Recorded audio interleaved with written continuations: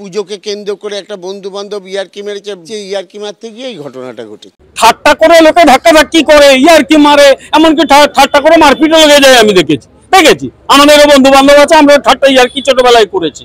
ঠাট্টা করে মোটরসাইকেল থেকে তেল বার করে, পেট্রোল বার করে তার গায়ে ছিটিয়ে দেশলাই দিয়ে আগুন লাগিয়ে দেওয়া, এটা আপনারা কোনদিন শুনেছেন কিনা আমাকে বলুন।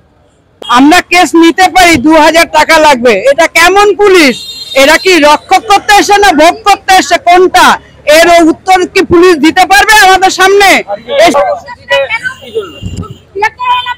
48 ঘন্টা হয়ে গেল বেদিয়াপাড়ায় রঞ্জিত কর্মকার নামে একজন সাধারণ ব্যক্তি চাঁদার তোলাবাজিতে মাথা নামায়নি বলে ওখানকার কাউন্সিলর মৃন্ময় দাস ওরফে বুবলাই বলে যে কুখ্যাত, তার ছেলেরা, তার অনুগামীরা, তার চামচারা বুবলাই দাসের কথায় মদকে ইয়ার্কি ঠাট্টা করে তার গায়ে আগুন লাগিয়ে দিয়েছিল। আজকে ছেলেটা সেই রঞ্জিত কর্মকার আরজিকর হাসপাতালে ভর্তি হয়ে রয়েছে 60% বার্ন ইনজুরি নিয়ে। ছেলেটা বাঁচবে না মরবে জানা নেই আমাদের।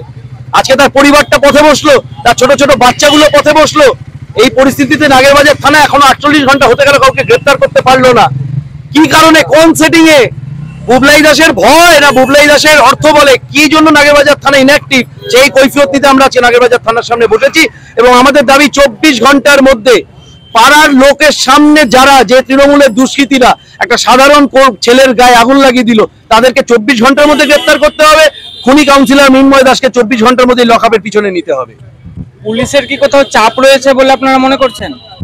পুলিশ কোথায়? তার চাপ না তার ভর না তার জাড্য, কিছুই তো আমরা বুঝতে পারছি না। পুলিশ কোথায়? ঠিক অভয়াকাণ্ডের মতো এদের বাড়ির লোককেও ধমক দিয়ে টাকার লোভ দেখানোর চেষ্টা করা হয়েছিল, তারা সেই পাঠানো টাকা ছুঁড়ে ফেলে দিয়েছে। এইভাবে সমাজ চলতে পারে না, দোষীদের গ্রেফতার করতে হবে।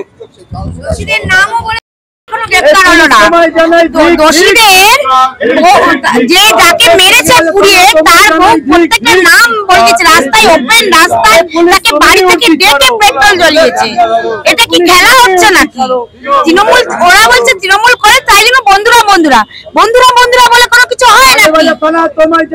কি করে এরকম ভাবে? তারপরে পুলিশ কেন গ্রেফতার করে না? 3 জন যে দোষী তাদের নামও বলে দিয়েছে, তারপরে এখনো পর্যন্ত 48 ঘন্টা হয়ে গেল, এখনো পর্যন্ত সেই ছেলেপুলেরা এখনো গ্রেফতার হলো না। তাহলে পুলিশ কি করছে?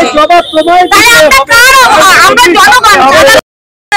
যার ঘরের ছেলের এরকম হয়েছে সেই পুলিশ নাকি বলছে আমরা কেস নিতে পারি, 2000 টাকা লাগবে। এটা কেমন পুলিশ? এরা কি রক্ষক করতে এসে না ভোগ করতে এসে? কোনটা? এর উত্তর কি পুলিশ দিতে পারবে আমাদের সামনে? এসে দিক।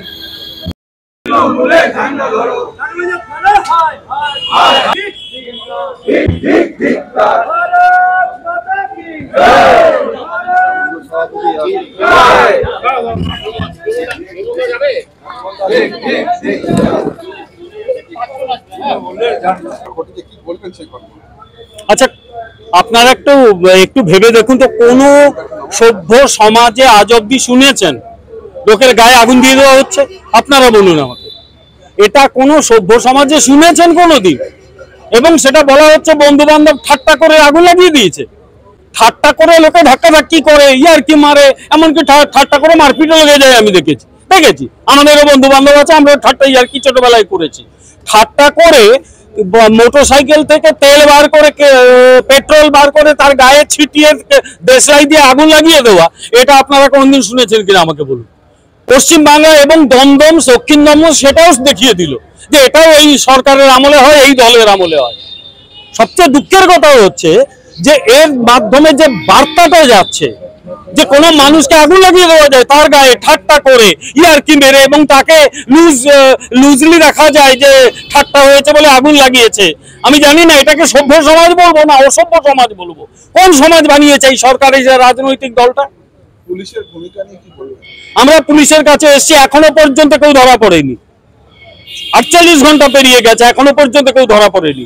আমরা পুলিশের কাছে এসেছিলাম, প্রাথমিকভাবে পুলিশ প্রশাসনের ওপর আমাদের যে সবসময় আস্থা আছে তা নয়, আজকাল আস্থা উঠে যাচ্ছে, কিন্তু আস্থা তো রাখতেই হবে। প্রশাসন বলে একটা জিনিস আছে, আমরা তাই বলে গেলাম যে যত দ্রুত সম্ভব তাদের গ্রেপ্তার করতে হবে, এবং এর পেছনে যদি কোনো মাথা থাকে সে যত বড় হোক না কেন প্রত্যেককে গ্রেপ্তার করতে হবে, কোমরে দড়ি দিয়ে থানায় গিয়ে নিয়ে আসতে হবে, জেলে ঢোকাতে হবে, সে যত শক্তিশালী যত প্রভাবশালী হোক না কেন।